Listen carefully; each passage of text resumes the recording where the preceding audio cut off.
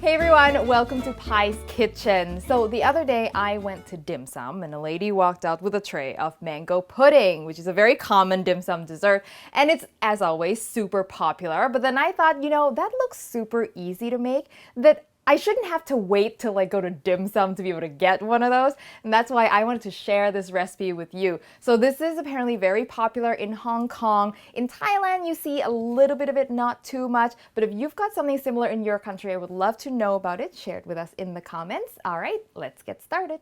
So let's first talk about the gelatin, which is what we're going to use to set this pudding. So I am using powdered gelatin, and now I gotta bloom my gelatin first. So this is always something that you want to do when working with gelatin, is allow it to absorb and hydrate with water before you use it. So I've just got here some cold water. I'm going to sprinkle the gelatin over, and I'm going to try to sprinkle it evenly, so it's not a big pile in the middle, because if it's a big pile, then you might get some granules in the middle of that pile that doesn't have access to water.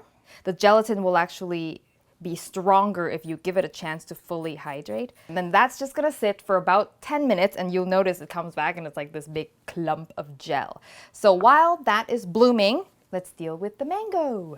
Here is my mango, which, judging by its mushiness, you can probably guess this was frozen and then thawed. The most important thing is that it's nice and ripe. Okay, so I find that if you buy frozen mango, Asian brands, like brands from Thailand and the Philippines, tend to be better. This is the one that I found. If you are going to buy frozen mango that's a Western brand, just watch out, because I want to show you that this could happen and it can be an issue. It was an issue for me when I was testing this recipe.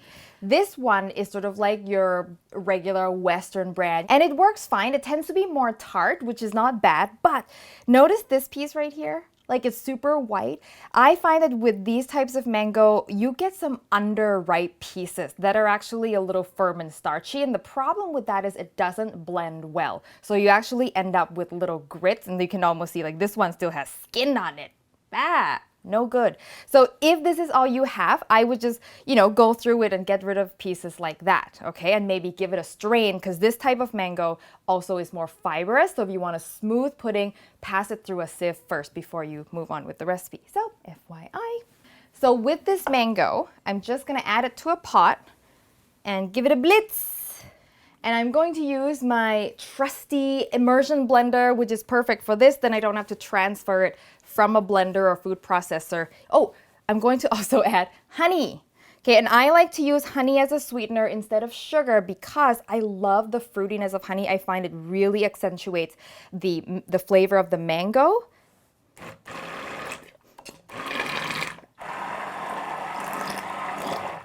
Woohoo! And if you are tempted to lick the immersion blender, make sure you unplug it first and don't lick the blades, people. Do not lick the blades.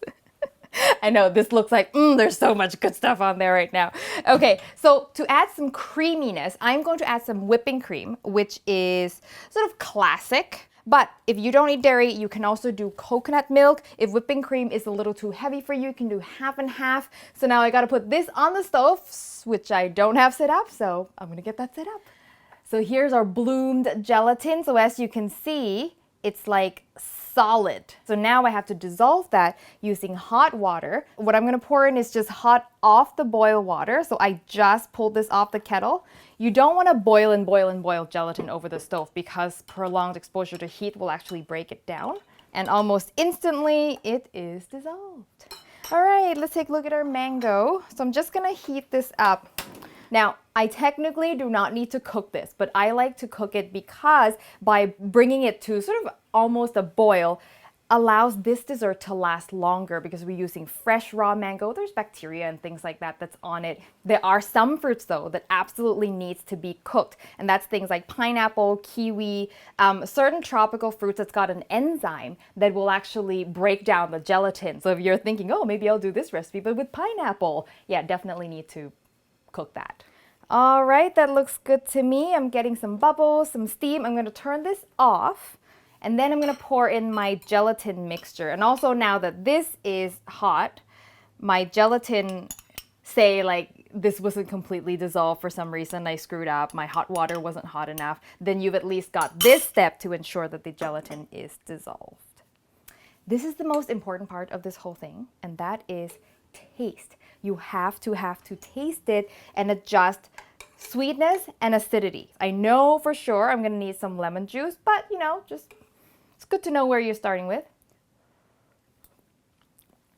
Oh, that's good. But it really does need, you can do lime juice, but I love the sort of fruitiness of lemon. Now, when I did this recipe with the Western brand mango, I did not need any lemon juice at all because the mangoes were quite tart. So, FYI. One more taste, and I'm gonna make sure I don't double dip. That'll also help you ensure that the dessert lasts longer by not double dipping. So this is why I'm doing this extremely inefficient method. Perfect, absolutely perfect. So good. Oh my God, I can drink that. Okay, so I love adding actual mango chunks into this recipe, but I'm using fresh mango for this because I find that with frozen mango, you can get away with it, but just make sure if you're using frozen, cut it down before it completely thaws, because once it's completely thawed, it's so mushy, it's hard to work with. So cut it when it's sort of semi-frozen and it'll still work just fine. But fresh mango is just a little easier to deal with. Come on. There you go. And you can load this up with as much fresh mango cubes, oh no, as you like. And maybe don't use a whisk for this part. All right, that's it. Let's put it in our molds.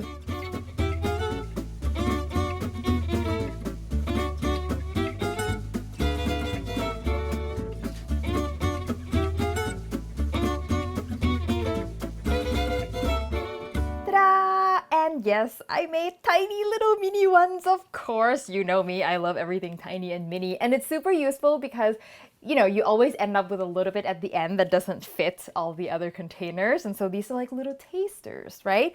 So now these have to refrigerate for, I would say, at least 3 hours. You don't just want these to be set, you want these to be cold. So if you can do this like the day before, that would be the best thing to do. And also, if you're gonna leave it for a long time, cover these with saran wrap too, just so that it doesn't start, you know, absorbing garlic smells or drying out in the fridge. All right, be right back. Time to eat. Look at this. It's all set, nice and cold, nice and bouncy. Ooh. So now to garnish this, very typically people like to put cream on it. And I'm just using the same whipping cream that I used in the actual pudding. Look at that. How pretty does that look? You can also use coconut milk, or some people like to use diluted evaporated milk. Sorry, not diluted. Diluted condensed milk so that it's a little sweet. I just don't think it needs any more sweet. And I'm gonna garnish with some extra mango cubes, which I feel like I should have put in before I added the cream so it doesn't float around like it just did. But anyway. Look how cute that is! And of course, you want to go with a tiny little spoon for this job. Oh, yes. Oh, I got a piece of mango too. It's perfect. It's silky and luscious, but at the same time, it's kind of light, so it's not rich and heavy, so you can really eat a lot of that. And that lemon juice that we added just gave it a little brightness. Oh, it's so good. So I'm going to be here for a while. So the recipe, as always, will be on paiskitchen.com. When you make it, send me a photo on Facebook, Twitter, or Instagram. And if you haven't subscribed to the show, make sure you do so you don't miss a delicious recipe like this. When you do, click that little bell icon as well so you get a notification every time I post a new episode. And if you love the show, you want to support us, check us out on Patreon. The link is the description below. And I will see you next time for your next delicious adventure.